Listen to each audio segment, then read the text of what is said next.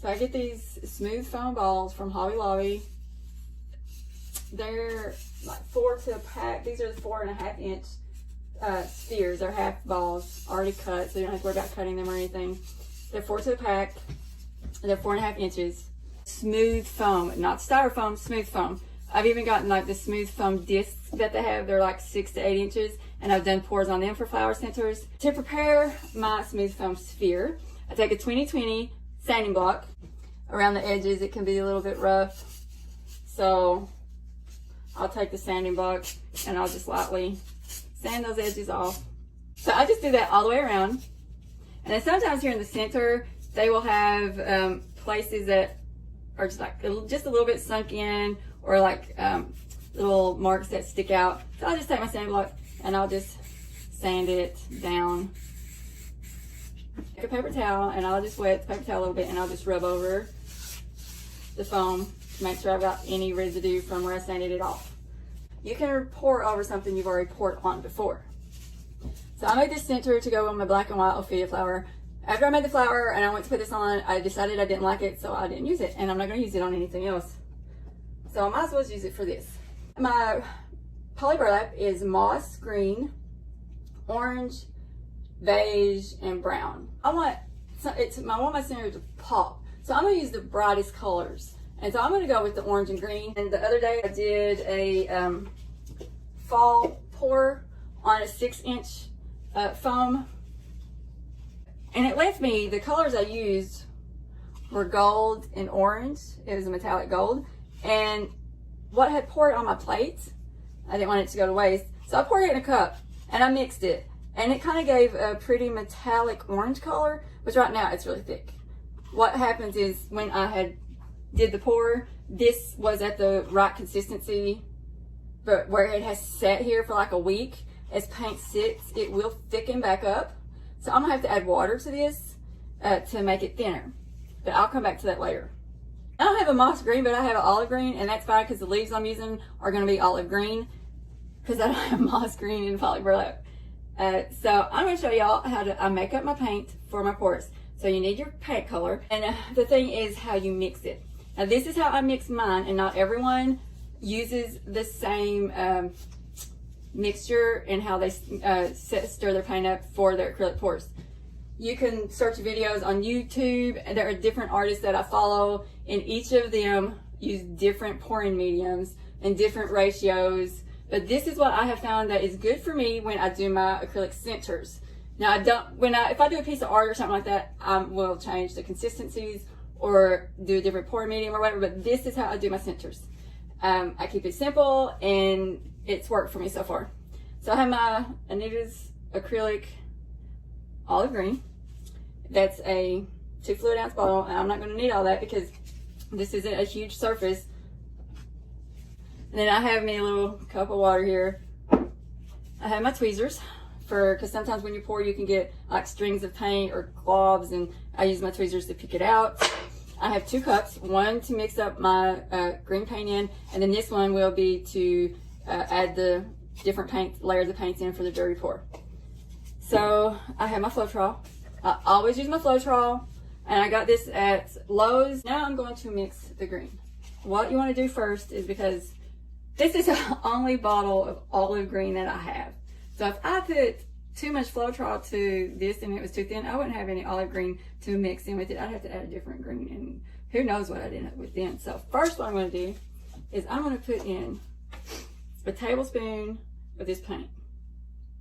But you see, it flows pretty good, so I may not need much water once I add the Floetrol. So a tablespoon of this paint. This may have been already mixed. I don't know, I have some paints in bottles that I've used on pours before, but I didn't use all of it. I had some left over and I poured back in the bottle. It would be smart for me to label those bottles and mark on them that they've already been used or mixed. So I'm gonna Floetrol. Get that lid off. Now I use a painty hose to strain the Floetrol when I pour it, because you can get a lot of clumps in the Floetrol. And I don't want clumps in it, so I'm gonna do 1 tablespoon of Floetrol.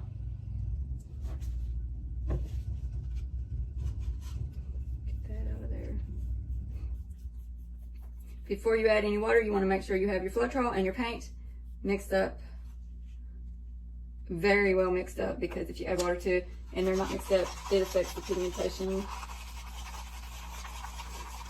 of the paint and breaks it down, and you don't want that to happen. So, okay, 1 part Floetrol, 1 part paint. Now let's see how it flows. It's plopping. I just need to add a little bit of water. Again, a little bit at a time until I get the consistency. Now, where these are so small, a tablespoon of paint mixed with a tablespoon of Floetrol of each color is plenty to do a pour on these. You don't need an excessive amount of paint for such a little piece that you're going to pour on.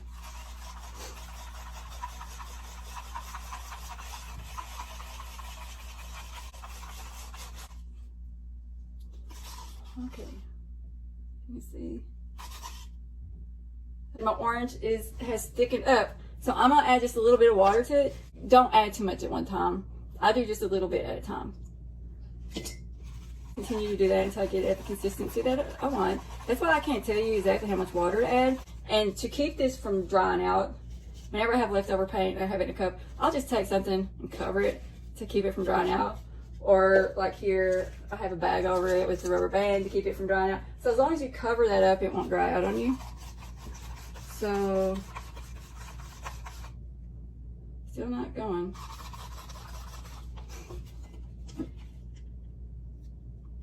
I'm just adding a little at a time. It's starting to flow a little bit better. I think I just need to try a different stick, because I think that's kind of dried on that stick, where that stick has been in there. Let me get a different stick.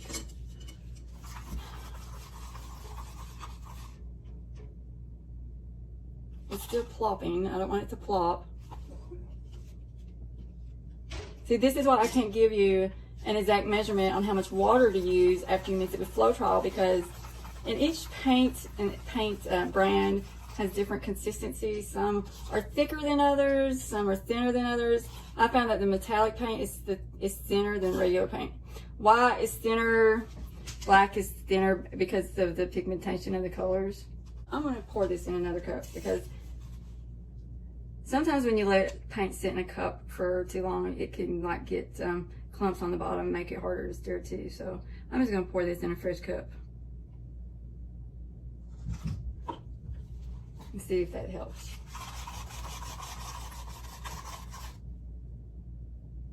See, there was a clump. There was a big blob there. Get this out of the paint. And this color, I think I'm gonna add a little bit more orange to it, because it's like a dark orange. So I've already got some orange mixed up. I keep spoons on my table to help me. So I'm just gonna take some of that orange out of there and pour it in there. Now see, look how this is flowing. This is how you want it to flow, okay? See how that's flowing? You don't want it just plopping off of it. You want it to flow like that. So let's mix this up and see if it brings more of that orange out. And I really like that metallic from where I had mixed the orange and the gold together. It gave it a metallic look. So I may go ahead and add some more gold to it too, because I really like the way that looked. You can mix your own colors. I tell you what happens. Sometimes I will, I will do pours in the runoff. If they're like yellows and oranges or blues and reds or whatever, I will pour all of it into a cup and stir it, and you can get other colors. So you can still use the paint that pours off. That's why I keep a plate under where I'm pouring to catch that runoff. And I've ended up with some really pretty colors that I've used that I have no idea what you would call them, because they were colors that just were an accident from previous pours.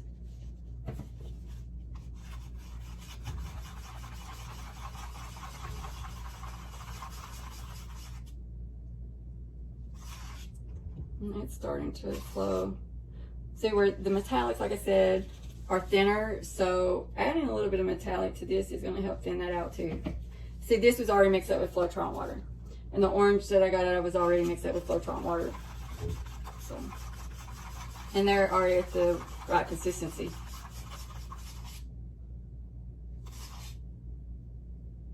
There, it's flowing. better.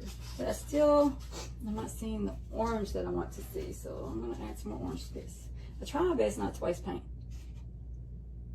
That's why I reuse paint that drips off from any pour that I do.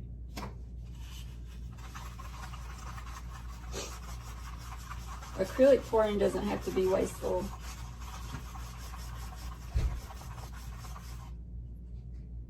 Alright, it's getting there. I'm just working on the color right now to get the color, the shade of orange that I want.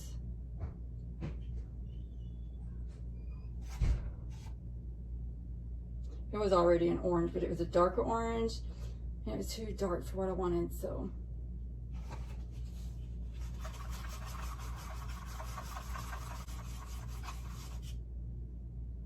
I'm getting that light color to it.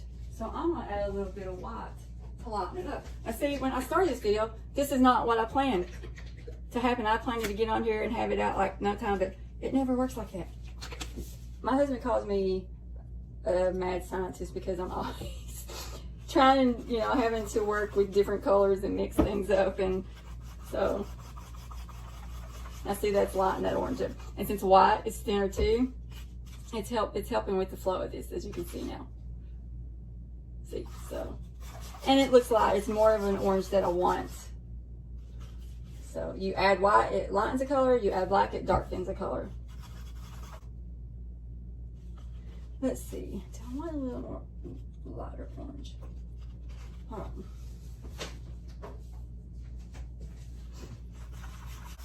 Now the consistency is better. It's flowing now. Okay. And I forgot to bring my garbage can in here and throw this stuff away. That's all right. So now, ew, I don't know. Those mixed. See, I got the colors. I may, like I said, this is the thought process that I go through, and you guys are seeing it up close. I have this green I'm gonna pour. This is actually a mixture. I did a yellow and green pour last week, and I ended up with like this lime green. And I'm wondering if I should do the lime green, let's see, or the olive green. The olive green looks more like a camouflage. Since that one green is so dark, I don't know. I'm thinking, y'all, let's see. Alright, we'll try it and we'll see. We'll just go for it and see how it turns out. We'll get one of my little cups. Okay. I'm going to do the orange first. You don't have to pour the colors in any particular order. You do it how you want.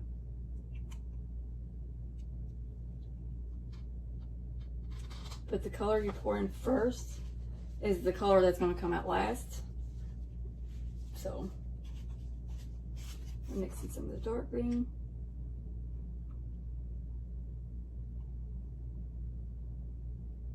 Tell you what I might do. I'm gonna put the white here, and this white will lighten up the dark green. And I'm just going to do a number of layers of these over and over. And you can pour like this. If you pour up high into the cup, the velocity of the paint, pouring like that can cause the paint to shoot down through the layers, and it can give it more of a mixture when you pour it out. Or you can like pour down the side, so when it comes out, it can cause like a streak through the paint, if that makes any sense. But you can pour your paint in your cup a lot of different ways, and you'll get different designs whichever way you pour it each time. And I'm gonna save a little bit in my cups in case I pour and there are a few places I need to touch up, so I'll have some paint left over to pour over, or I might miss a spot. So we've got my paint, it's about right there, that line, you can see. So you don't need a lot really to go over this. I've got a Lazy Susan I love my Lazy Susan. It helps me a lot to make sure that I get all sides covered, you know, spin it around and make sure I've got everything covered. Now, start here in the center. And you can do a tree ring, which is to go around. You can do the tree ring wide, or you can do it small. And I like sometimes to just hold my cup and spin Lazy Susan around.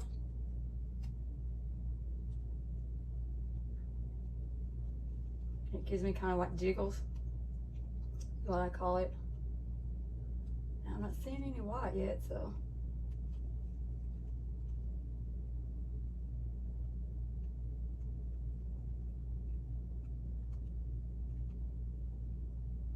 And when I'm doing this, I stay hyper focused on this.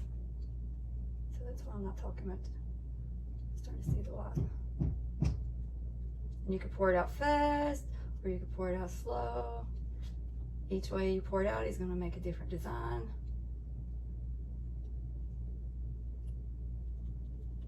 I'm not seeing that white. I'm not liking that.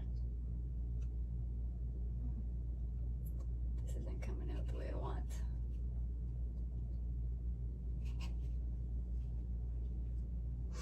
Jiggle it a little bit. I'll turn my Lazy Susan. I'm looking at this. I've got the bob here. I'm not too happy with it. I see some areas that I don't like. So what I'm going to do, like, I want to bring this down a little bit. So I always wear gloves because if I don't, paint dries my hands up. So I'm going to lift this up and I'm going to tilt it to try to bring that paint over and down. So you can manipulate your paint by tilting the way you want your paint to go. Now, it's not a fast and speedy process. You got to be patient with it.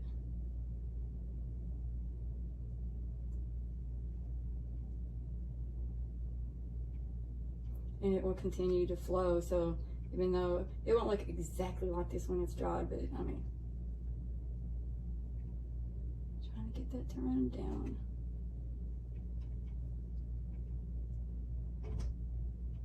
You don't have to do a dirty pour. You can do a clean pour. That's where you add each color one at a time. Okay, now I'm going to get my paper towels. Be careful, I get paint everywhere. Oh, the paint on my paper towels. Okay, and I didn't bring my trash can in here, so I'll set this down on the floor out of my way. Now, there are bubbles in it, so you can blow to get the bubbles out, but I have a torch that I like to use. It's just faster, and sometimes it can bring out like the white where it's thinner than the other colors. It can be hid under the other colors, and if you torch it, it can cause some of that white to show up through the colors.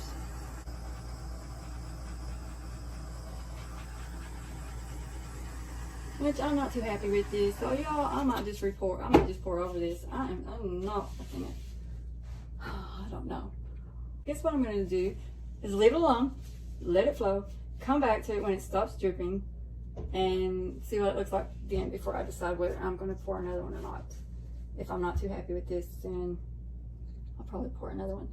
But this is what it's like when I do my center pours on for my flowers. Until next time, bye everyone.